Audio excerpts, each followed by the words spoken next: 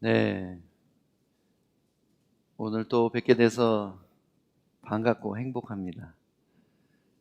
하나님께서 오늘 주실 말씀을 위하여 한 번 더 기도하겠습니다. 우리의 길이요, 진리요, 생명 되신 주님, 예수님 없이는 아무도 아버지께로 갈 수 없기에 오늘 그 길을 다시 한번 갈망하며 따르며 찾겠습니다. 주님 진리의 말씀으로 우리를 가르치시고 깨우치실 뿐 아니라 성령을 통하여 그 말씀을 순종하며 행하며 살게 해 주시옵소서. 예수님 이름으로 기도합니다. 아멘. 여러분, 제가 지난 5월 26일 선택이라는 설교를 했습니다. 근데 제 유튜브 채널이 그렇게 유명하지 않기 때문에 많은 사람들이 보진 않지만 이 제목을 보고 많은 분들이 다른 영상보다 더 많이 보신 것 같아요. 왜 그럴까 생각해 보니까 인생을 살면서 제일 어려운 주제 중에 하나가 바로 선택이기 때문입니다. 그래서 선택이라는 주제로 설교했지만 조금 더 말씀이 필요할 것 같아서 선택 2, 그래서 선택 중에서 특별히 갈림길에서 어떤 선택을 해야 될지에 대해서 성경이 우리에게 무엇을 가르치는지를 여러분과 함께 나누도록 하겠습니다. 우리는 많은 선택의 갈림길 앞에 서게 됩니다. 진지한 얘기를 하면 너무 얼굴이 지금 무서우셔가지고 제가 무슨 얘기를 해야 될지 모르겠는데, 짜장면을 먹을지 짬뽕을 먹을지 이것도 선택의 기로가 아니겠습니까? 조금 짜장면 얘기하니까 웃으시는 것 같은데, 마음을 이렇게 편안하게 하시고 하나님 말씀을 들으시기 바랍니다. 왜 이렇게 긴장해 계시는지 모르겠어요. 오늘 말씀의 한 절인데요, 시편 25편 12절은 여호와를 경외하는 자가 누구냐? 그가 택할 길을 그에게 가르치시리로다. 간단히 말하면 우리가 선택할 길을 알지 못할 때 그 길을 찾는 제일 좋은 방법이 뭐냐면 여호와를 경외하는 것이다. 여호와를 경외하는 게 뭐예요?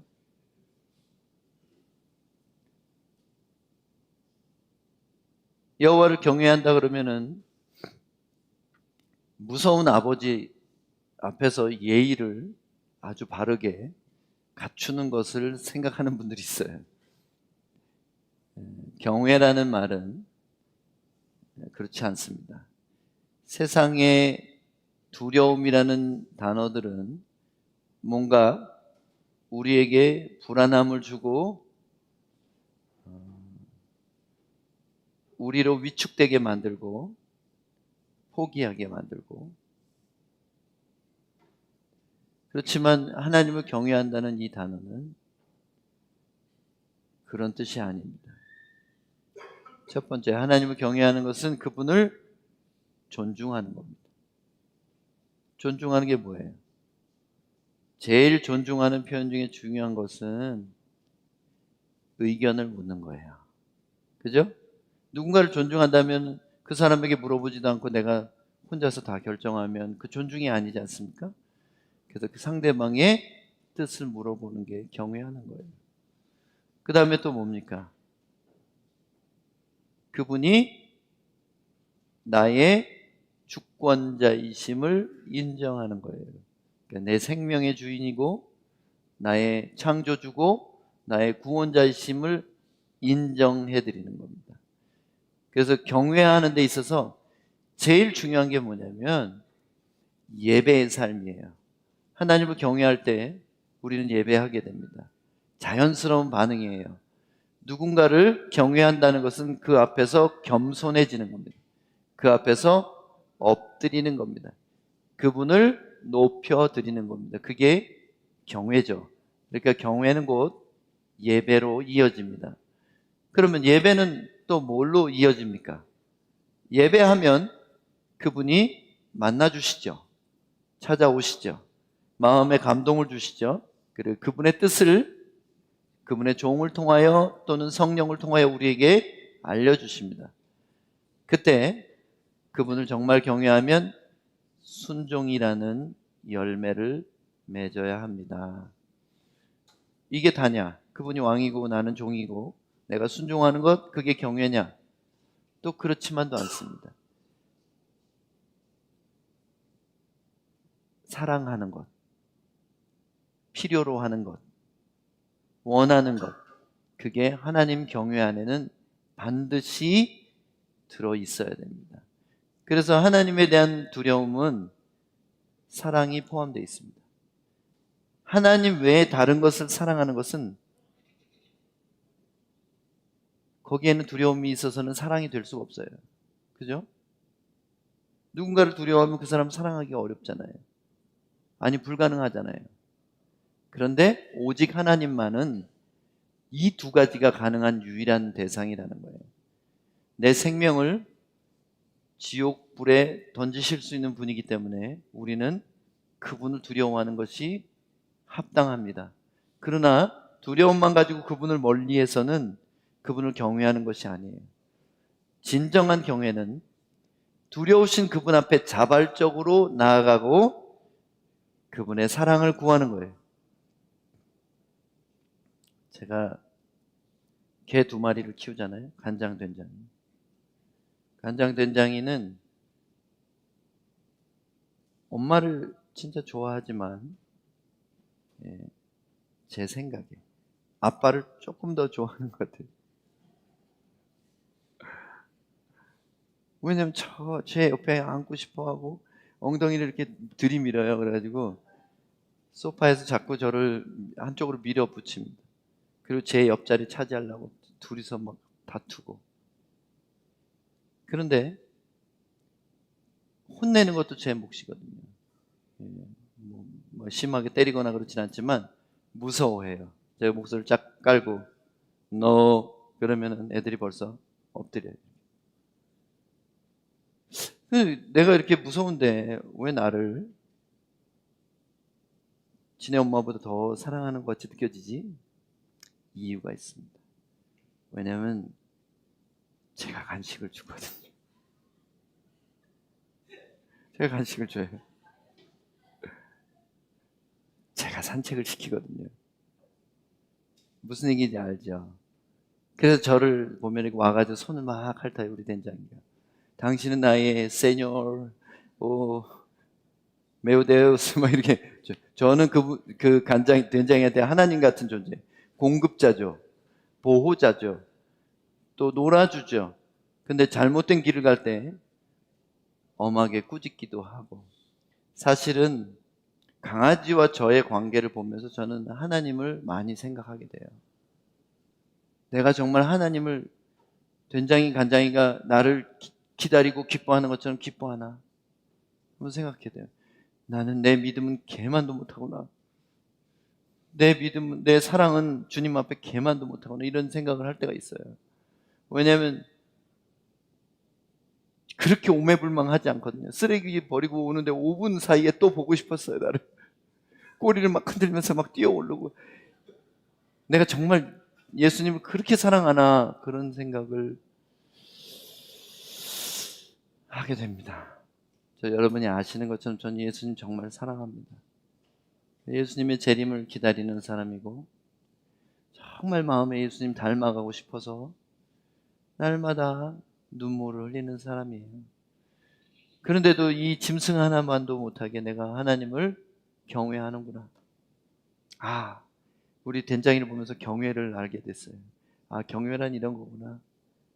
그냥 무서워만 하는 게 아니라 가까이 못 오고 저기 구석에 박혀 있는 게 아니라 그냥 어떻게든지 옆에 앉고 싶어하고 들이밀고 손을 핥고 얼굴을 핥고.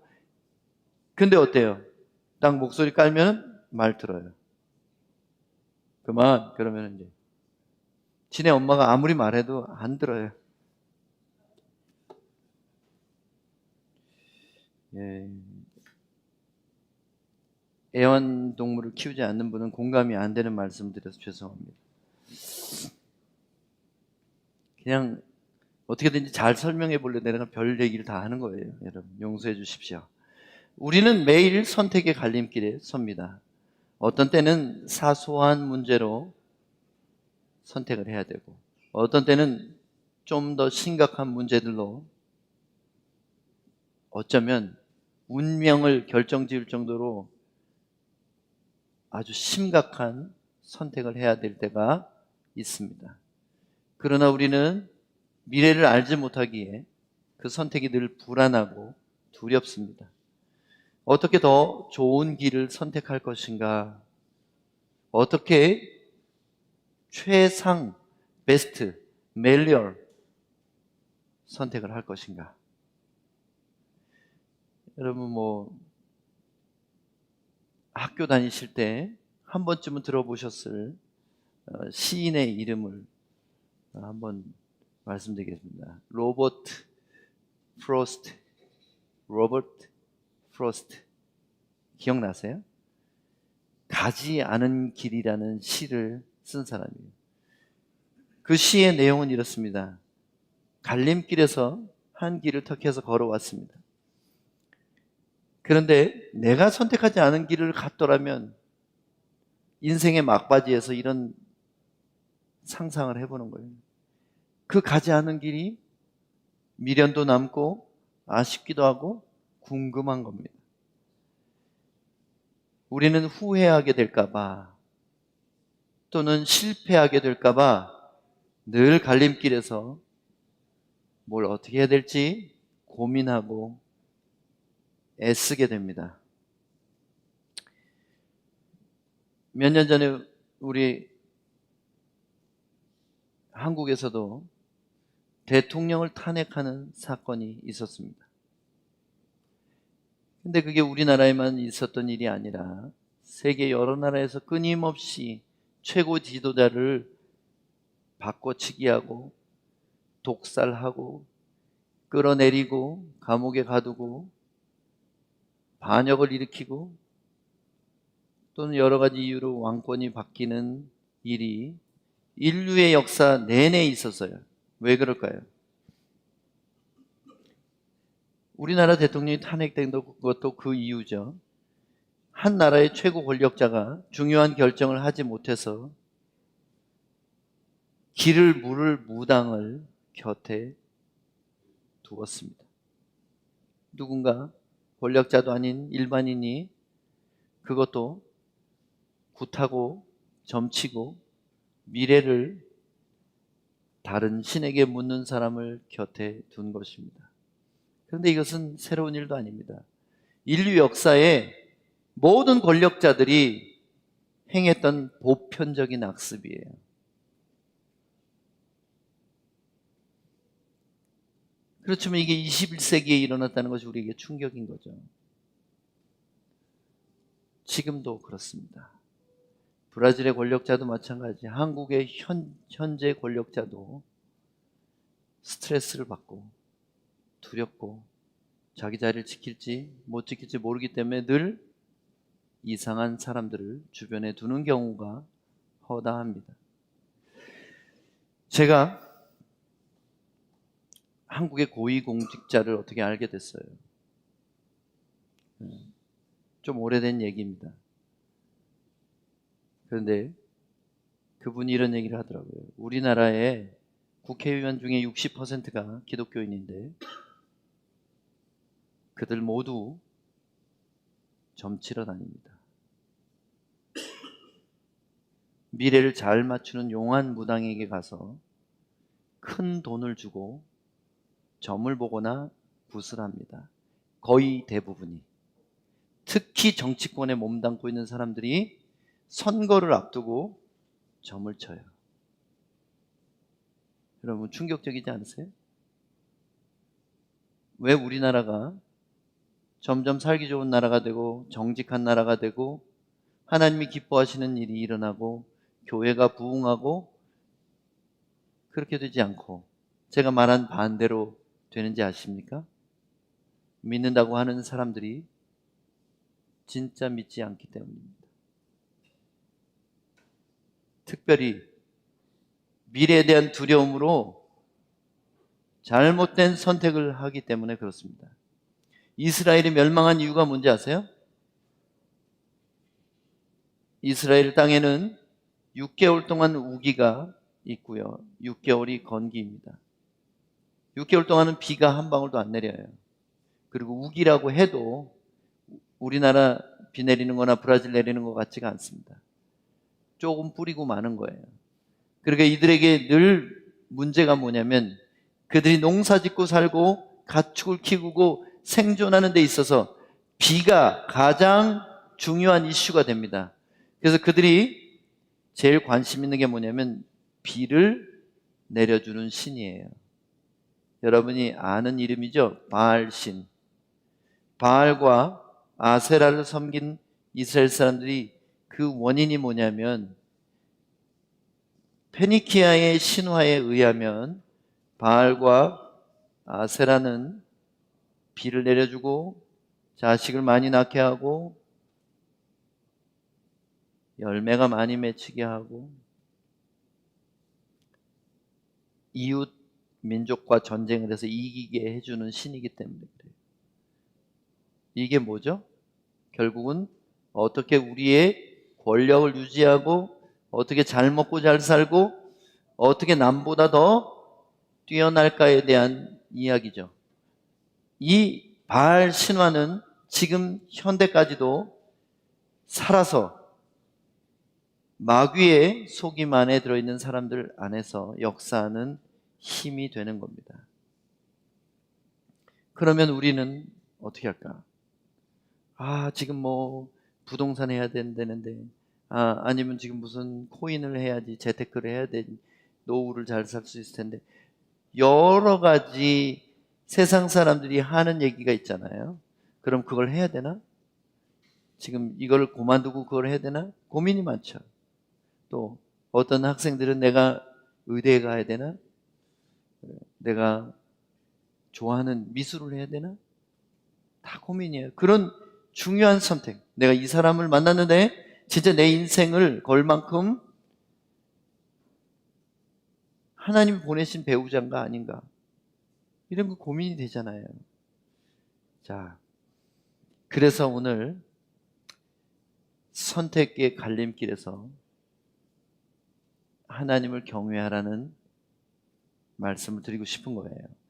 출애굽기 33장 11절에 사람이 자기의 친구와 이야기함 같이 여호와께서는 모세와 대면하여 말씀하시며 모세는 진으로 돌아오나 눈의 아들 젊은 수종자 여호수아는 회막을 떠나지 아니하니라. 하나님은 아무하고나 저렇게 친구처럼 얘기하지 않습니다. 하나님은 당신이 선택하고 부르신 사람 중에 하나님께 절대 복종하는 사람, 그리고 하나님의 음성을 듣기 위하여 시간과 장소를 따로 구분하는 사람을 만나 주십니다. 그는 먹지도 않고 마시지도 않은 채 40일을 시내산이라는 산 꼭대기에 올라가서 기다렸습니다. 올라가자마자 하나님이 딱 나타나신 게 아니에요. 40일. 여러분 어떤 일을 할 때 40일 기다려 보신 적 있어요? 아무것도 안 하고 40일을 기다려 보세요.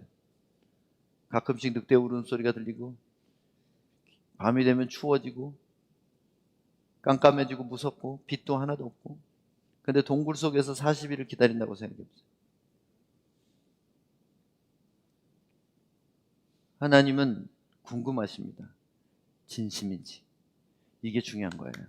우리 인생에 정말 우리가 하나님을 존중하는지 하나님의 뜻대로 하려고 각오를 하고 기다리는지 아니면 정말 하나님의 의견을 듣고 싶은지 궁금하세요.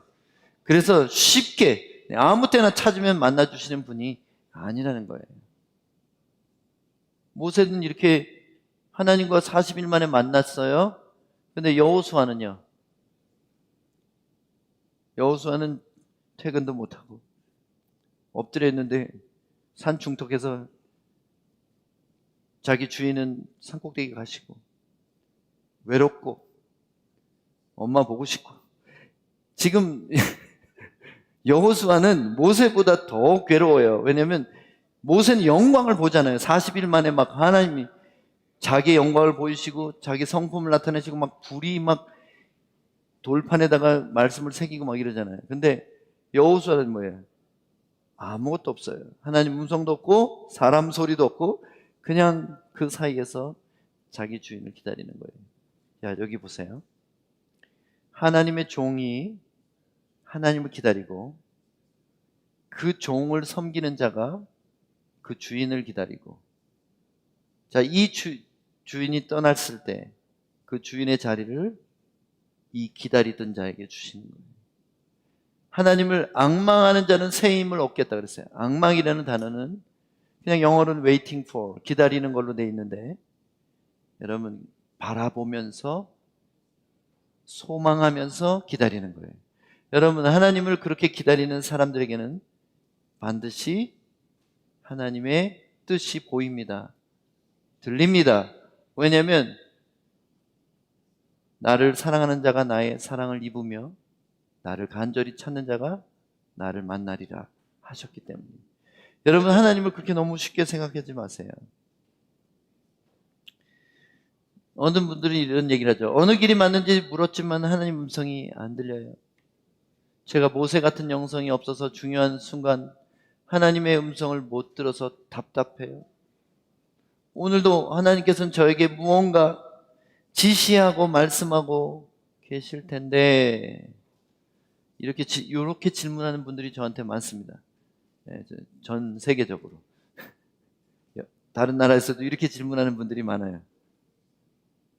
근데 제가 오늘 답을 드리겠습니다. 말씀 안 하셨어요. 이게 답이에요. 하나님 말씀 안 하셨어요. 못 들은 게 아니라 말 안 하시니까 못 들은 거지. 못 듣는 것이 아니라 말씀 안 하실 때가 많습니다. 왜 많은지 알아요? 기다리시는 거예요. 우리가 하나님을 기다리는 것보다 하나님 우리를 더 기다리세요. 빨리 응답해 주고 싶은데 뭐가 안 됐어요? 손을 씻지 않고 이 손에다 음식을 달라면 그 손에다가 주겠습니까? 여러분 막 엄청 더러운 손으로 가져와서 엄마 나 이거 뭐 주세요 그러면 주겠어요? 뭘 기다리시겠어요 하나님? 손 씻을 때까지 기다리는 거예요. 손 씻을 때까지 기다리는 건데 우리는 깨닫지 못하고 내가 얼마나 손이 더러운지도 모른 채로 왜 안 줘요? 이렇게 하는 거예요.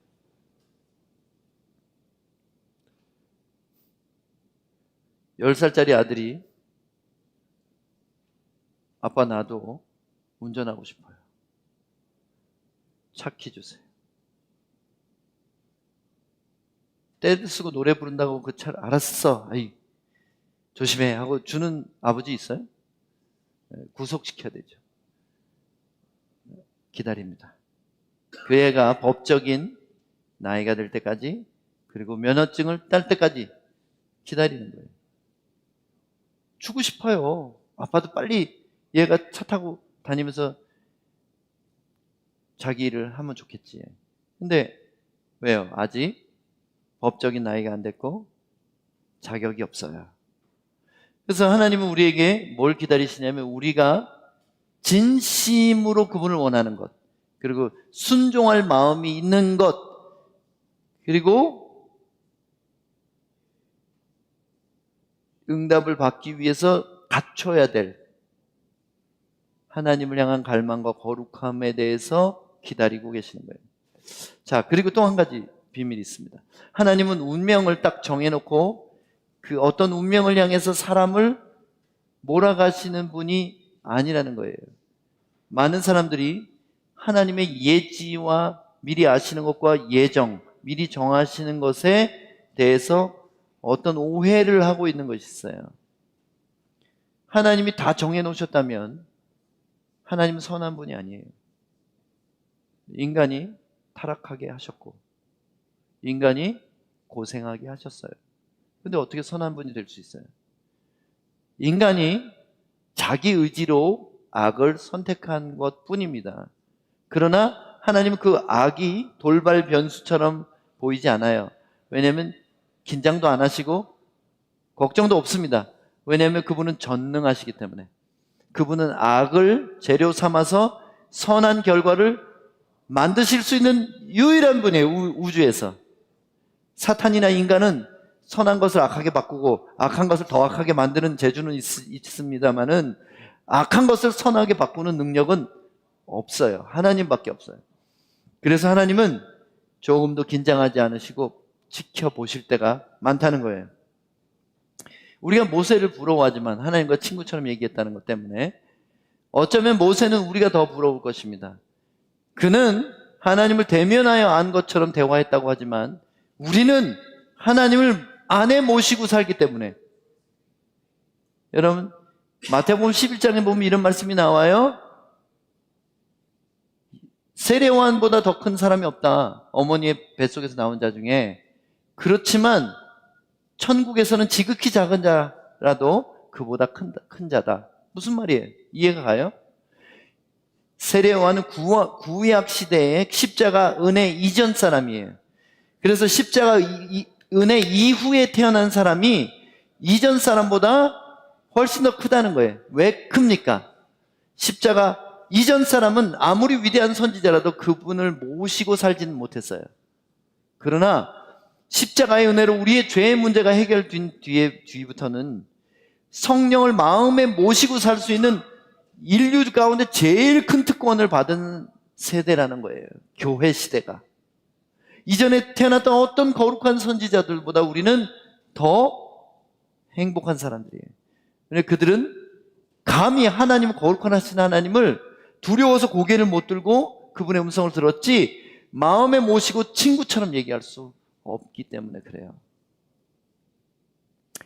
그리고 지혜로운 부모라면 아이들이 자랄 때 넌 이거 해야 돼, 저거 해야 돼 다 정해주지 않아요. 그럼 애가 부모님 떠나가시면 아무것도 못하는 바보가 돼요. 근데 진짜 좋은 부모라면 네가 한번 해봐 하고 뒤에서 지켜보다가 위험하거나 잘못되면 붙잡아주고 이럴 때는 이렇게 해야 돼 하는 거예요. 자전거를 배우게 할 때, 그죠?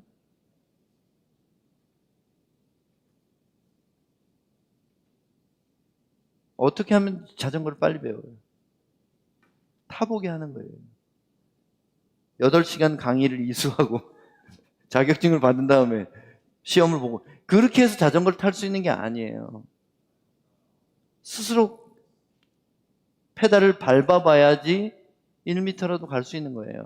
그렇기 때문에 우리가 실수를 할 수 있을 가능성이 있지만 하나님은 늘 우리에게 너가 해봐. 한번 해봐. 하나님은 우리 인생에게 백지를 주시고 마음껏 그려보라고 말씀하십니다. 모르셨죠? 하나님이 다 간섭하고 이건 이렇게 해야 되고 저건 저렇게 되고 하실 줄 알았죠? 잔소리꾼인 줄 알았죠? 아니에요. 하나님은 이렇게 보세요. 이렇게 잘하고 있나. 아기가 태어나서 넘어져서 다칠까 봐 아이를 걷지 못하게 하면 계속 부모가 업고 다니면 어떻게 돼요? 그 아이가 걸을 수가 없겠죠. 넘어져서 뒤통수를 찍고 울기도 하지만 그래야 걸을 수 있는 거예요. 하나님께서는 우리가 뭘 그렸는가 보다는 믿음을 갖고 그렸는가에 더 관심이 많습니다. 우리가 어떤 행동을 했느냐보다 어떤 동기로 그 일을 했느냐가 더 중요하세요. 여러분, 러시아에는 위대한 문호들이 있습니다. 문학가들이 있어요. 톨스토이라는 사람 아시죠? 모르세요? 저도 직접 알지는 못하지만 제가 책을 통해서 알고, 톨스토이라는 분이 계세요. 그 위대한 러시아의 문학가죠. 세계적인 문학가. 근데 또 도스토옙스키라는 분이 있어요. 이분도 굉장히 유명한 분이에요. 죄와 벌, 뭐 그런 거 들어보시죠? 아주 유명한 소설과 단편들을 쓰신 분들인데 이분들이 동시대 분이에요. 같은 시대에 사셨고 비슷한 동네에서 사셨어요.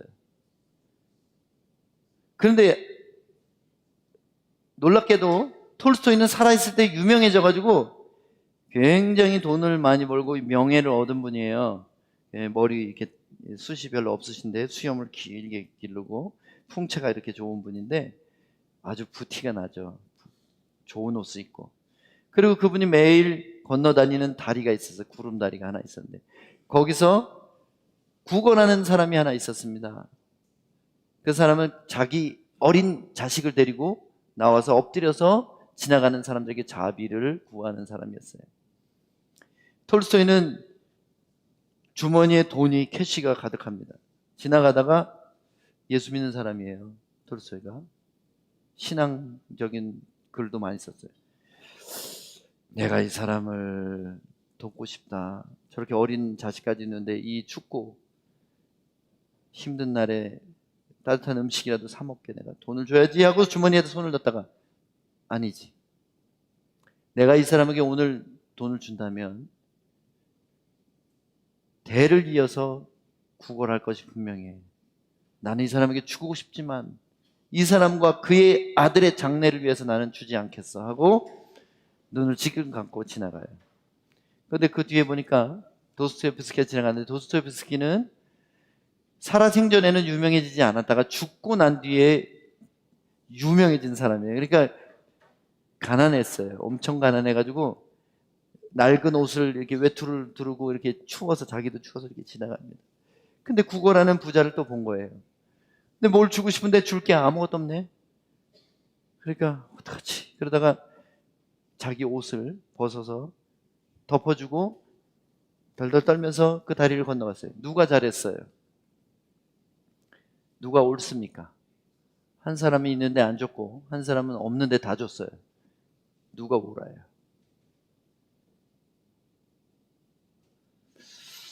어쩌면 둘 다 맞을 수 있고 둘 다 틀릴 수 있습니다.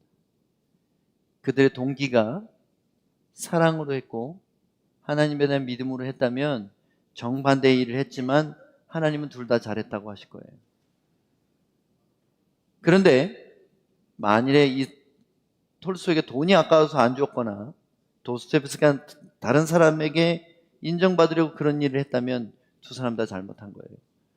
자, 여기서 뭘 알 수 있습니까? 행동으로는 그 사람이 옳은 일을 했는지 아닌지 모를 때도 많다는 거예요. 행동으로는. 나 여호와는 너희 중심을 보느니라 그랬잖아요. 그래서 우리의 중심이 어떤지를 하나님이 보고 계시고 그것이 못 들어서 지 마음대로 한 것이어도 믿음으로 했다면 인정해 주신다는 거예요. 이상하죠?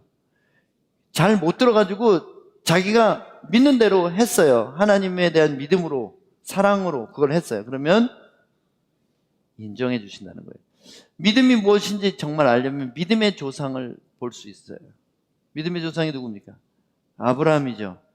하나님이 아브라함을 부르실 때 너는 내 고향을 떠나 하란에 갔다가 몇 년 머물고 가나안 땅에 갔다가 흉년이 들면 애굽으로 갔다가 다시 가나안 땅으로 돌아와서 네 와이프를 장사 지내고 그 땅을 살아. 아마 시세가 그때 600세겔 정도 될 거예요. 이렇게 말씀하셨어요? 우린 그걸 원해요. 우리 인생의 청사진을 그려놓고 너는 몇 살 때 결혼하고 몇 살 때 선교사로 나가고 그렇게 해주시기를 원하지만 하나님은 그렇게 하지 않는다는 거예요. 그럼 오해하는 거예요. 하나님 그렇게 안 하세요. 그냥 이러신 겁니다. 일단 떠나. 나 믿지? 일단 떠나. 네가 일단 가면은 그때 알려줄게.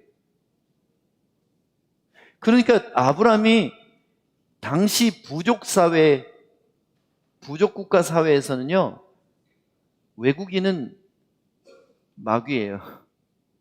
내가 다른 외국인의 동네에 들어갔다? 그럼 나는 우리를 약탈하라, 우리를 죽여라. 그렇게 하는 거 똑같아요. 그게 본토 친척 아비집을 떠났다는 것은 목숨을 걸었다는 뜻입니다. 자기 아내, 아름다운 아내와 소와 양떼들을 그리고 조카를 데리고 그렇게 갔다는 얘기는 다른 민족들이 와가지고 다 뺏어가고 죽여도 어떻게 해서 하소연할 데도 없는 거예요. 당시 세상은 그랬어요. 근데 갔다는 게 중요한 거죠. 믿음으로 아브라함은 부르심을 받았을 때에 순종하여 장래 유업으로 받을 땅에 나아갈새 갈 바를 알지 못하고 나갔으며, 여러분 믿음의 삶이라는 것은 어쩌면 갈 바를 알지 못하지만 일단 말씀하셨기에 발을 떼는 거예요. 그게 믿음이에요.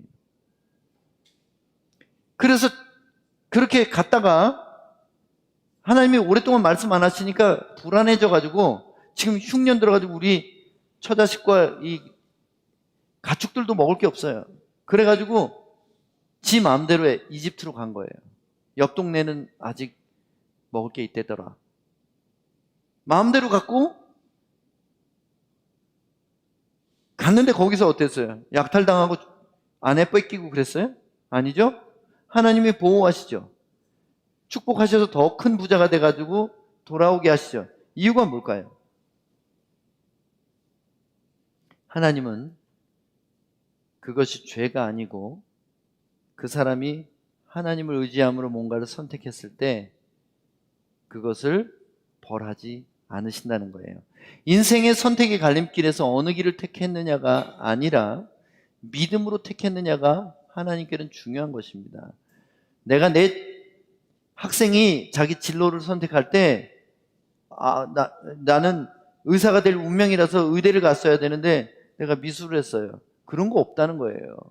내가 믿음으로 의대를 가면 하나님이 박수 치면서 그래 잘 해봐. 그러나 타락한 의사가 되지 말고 사람을 사랑하는 의사가 되고 내 성품을 보여주고 기도하며 치료하는 의사가 되라. 이게 하나님이 원하시는 거라는 거예요. 다 정해놓고 나는 예술가가 될 사람이야, 나는 사업을 해서 부자가 될 사람이야, 이렇게 정해놓지 않았다는 거예요. 믿음으로 했느냐가 중요하다는 거예요.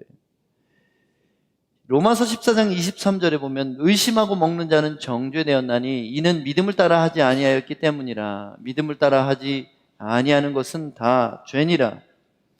믿음 없이 한 건 다 죄입니다. 찝찝하게 한 거 있잖아요.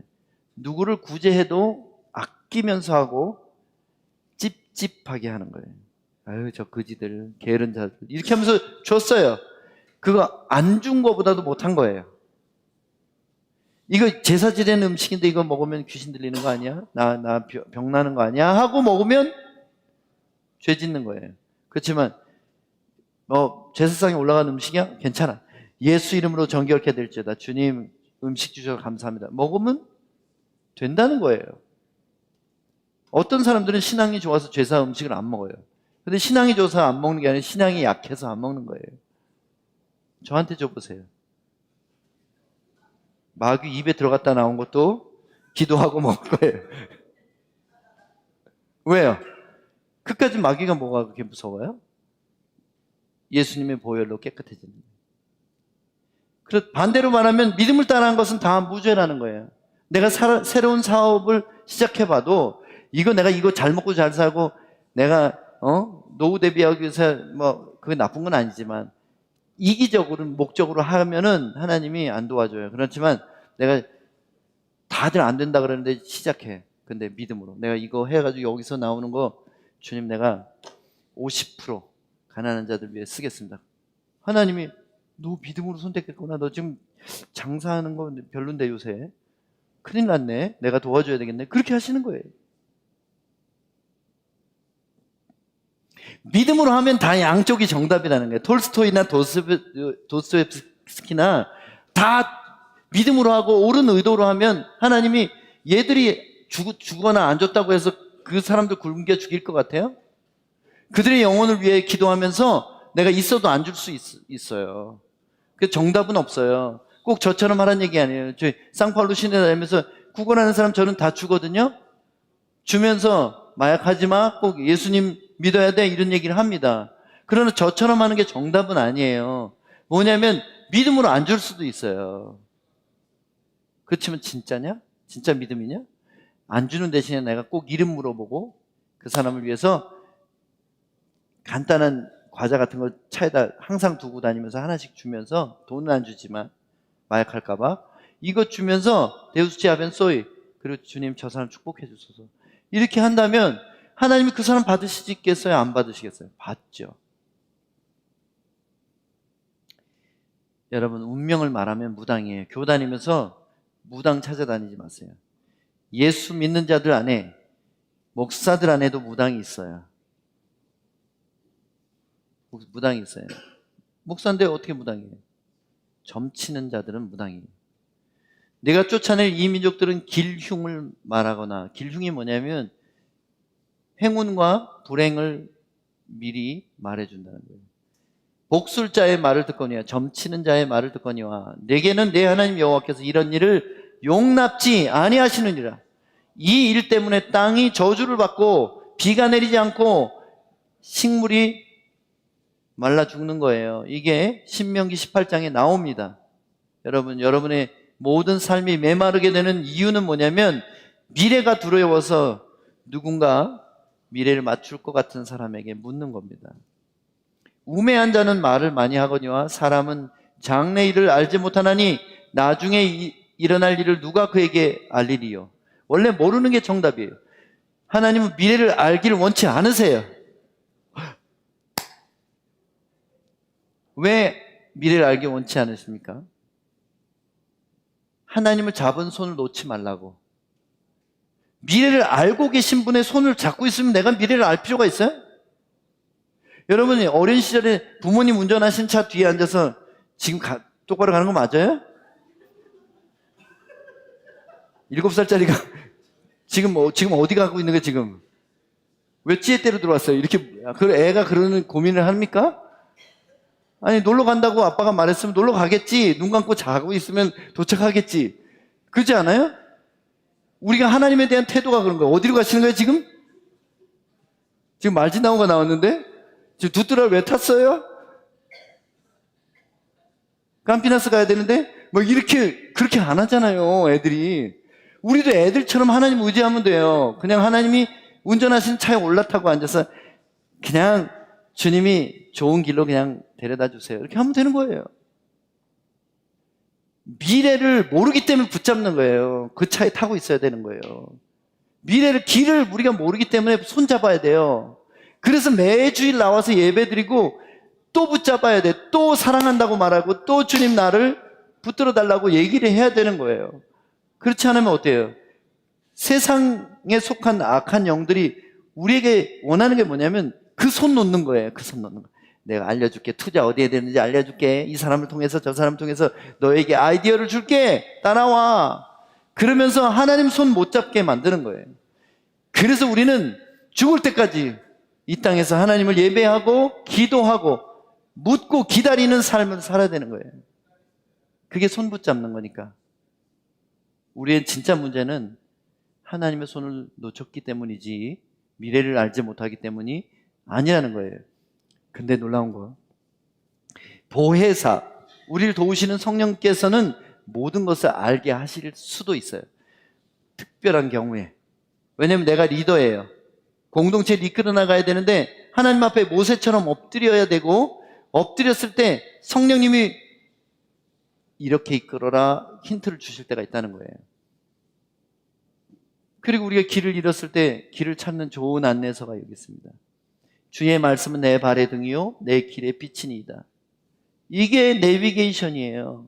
믿는 자의 내비게이션을 곁에 두고 밤낮으로 사랑하고 읽고 묵상하고 공부하면 하나님이 이 안에서 길을 발견하게 해주십니다.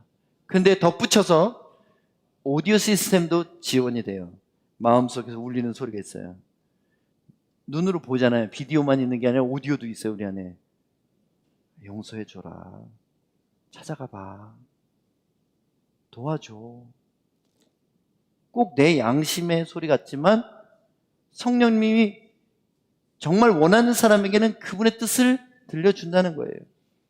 제가 어떤 비디오를 유튜브를 통해서 봤는데 미국 목사님인데 복음주의자 목사래요. 나이가 머리가 하얀 분이 와가지고 직통 계시는 없습니다.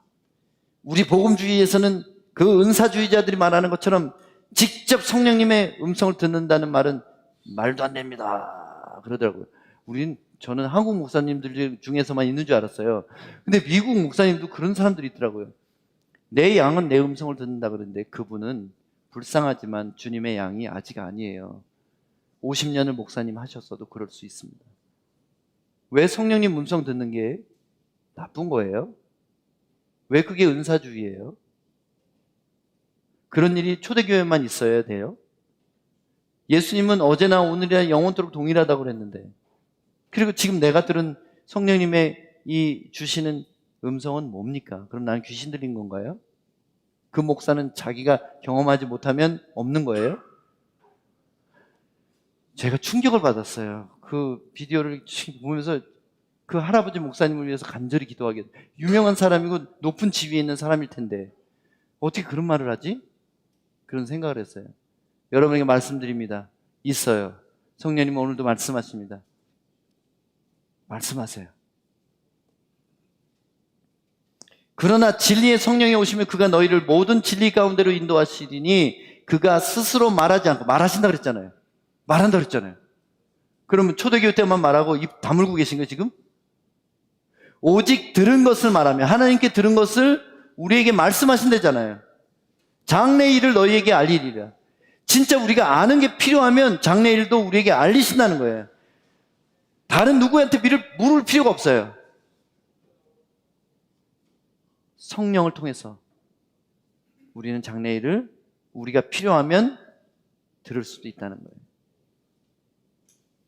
장차 들짐승 곧 승냥이와 타조도 나를 존경할 것은 내가 광야의 물을, 사막의 강들을 내어 내 백성 내가 택한 자에게 마시게 할 것임이라. 광야 같은 환경 속에서도 물이 터져나오고 길이 만들어지는 겁니다. 어떻게? 그분의 능력이면 원래는 길이 아니었다가도 길이 되기도 한다는 거예요. 매일 주님과 동행하면서 작은 일을 순종하는, 내 작은 느낌, 어쩌면 느낌일 수 있어요. 처음에는 음성이 아니라 작은 느낌이지만 이게 선한 것이고 말씀에도 지지하는 것이고, 그리고 내가 믿음으로 그걸 한다면 하세요. 그냥 한 발짝 나가세요. 아브라함처럼.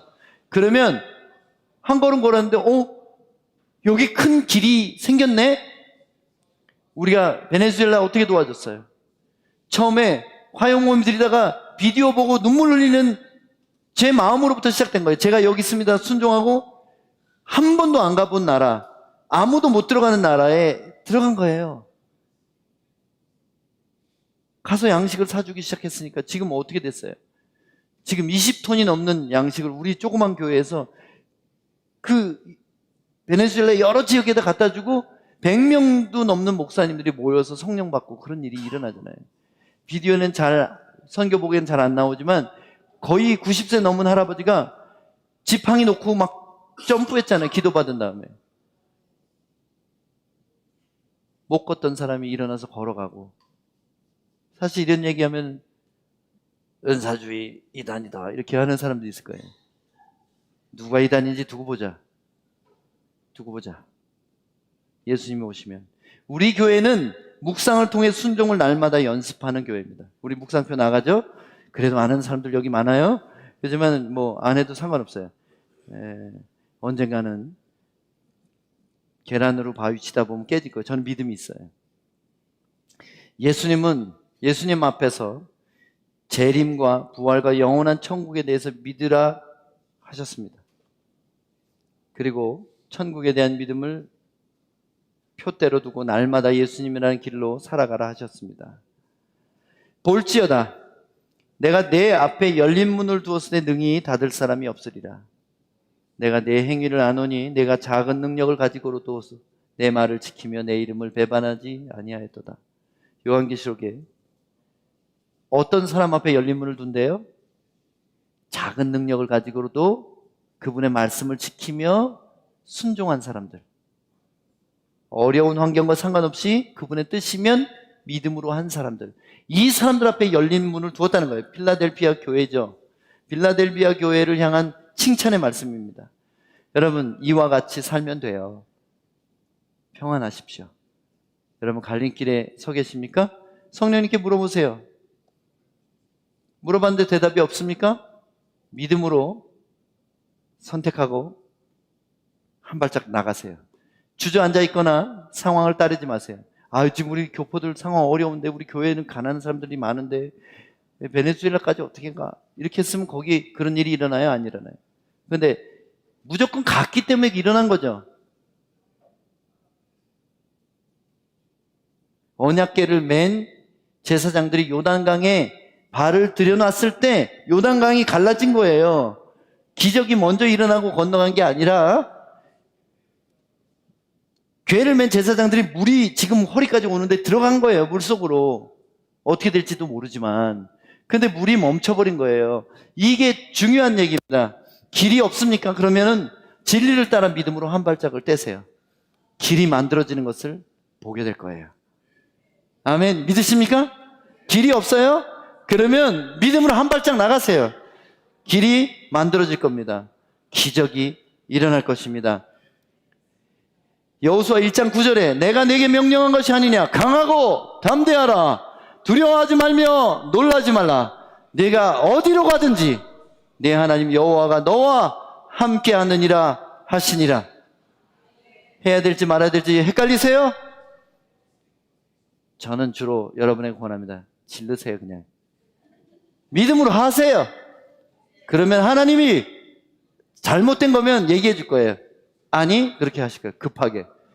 만약 이게 믿음의 일이라면 천군 천사를 동원해서 여러분을 뒤에서, 앞에서 도와주실 것입니다. 기도하겠습니다. 하나님 아버지, 우리 성도들에게 듣는 귀를 열어주시옵소서. 그러나 말씀 안 하실 때에는 용기 있게 한 발 나가는 믿음도 허락하여 주시옵소서. 예수님 이름으로 기도합니다. 아멘.